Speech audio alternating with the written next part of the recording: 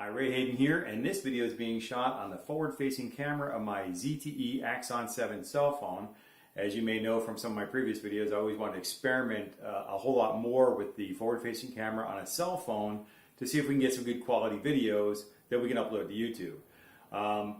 This video, though, specifically is about a computer that I'm about to build, and I'm going to say it is more of an assembly than a build. I'm not making anything from scratch here. Basically, I researched all the components that I want to put into a new desktop computer, and I selected each part for a very specific reason.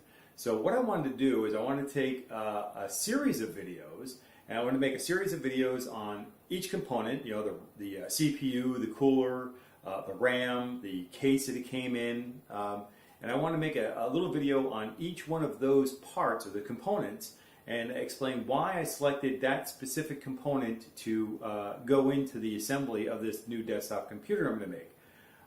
Then I'm going to do another series of videos on the old desktop computer that's being replaced by the new one. And when I made this decision to go ahead and update the computer, there was a reason for it. The old computer is a Windows Vista computer. We bought it 10 years ago. I only bought it so I could play a couple of video games on them that had higher-end graphics that my older computer weren't able to handle. However, that computer has been used for a whole lot of research over the years. It's been used to, play some other video games, and but primarily research. And it's been an excellent computer. It's 10 years old. I mean, we really truly got our money's worth out of that unit. So we're kind of hoping to get the same out of the new computer that I'll be building. And then I want to take the old computer, which has been an excellent computer, and I want to see, I'll do an inspection video on it and do a specification of what I could do to upgrade it or to rebuild it from scratch, however it works out. I'm not really sure yet, but we'll see in a video. So again, what I'm going to do is I'm going to make a series of videos on this new assembly to show you why I selected this specific components that I did, how they go together, and it's going to be from the perspective of somebody who may never have never assembled a computer before, and I'll show you how to select the different components, the reason why you want to look at the different components and make sure that they all they work well together. You want to make sure that certainly they fit together, but you also want to make sure that the specified components will also work together and work well, efficiently and effectively. You don't want to waste your money on this. You want to pick the things that will meet your specific needs. Now, for my needs, I have three specific things that I want to have done.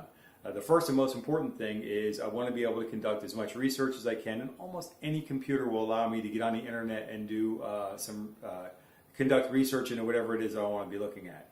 But I also need this computer to be able to edit video and render video at an effective speed. It needs to be much faster than the computer I'm using now to edit video, and let me give you an example of that. I shot two 30-minute videos professionally. It's what I do for a living. I shoot video, and two 30-minute videos. Each one of them took 90 minutes to render into the final version that I needed to have happen, and that's way too long. I need it to happen at least real time, or faster than real time would be awesome.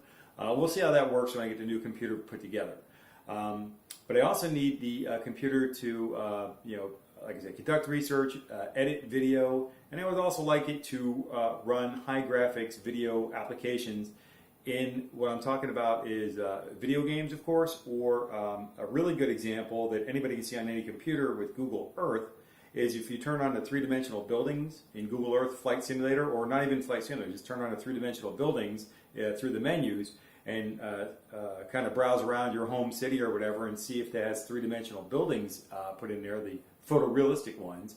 And as you move around and scroll around in Google Earth, or if you're using a flight simulator, if you're flying around, see how fast the buildings render. I'll be doing an example of that when I get when I get the new computer assembled. I'll do an experimentation video and see how it compares to my other video that I already have online. So with that, stay tuned. On my Hayden channel, I will have a new playlist on the computer build or assembly that I'm going to do, and it'll contain all the videos that explain why I selected each component that I have. So with that, until we get these series of videos made and uploaded to YouTube, take care and be well.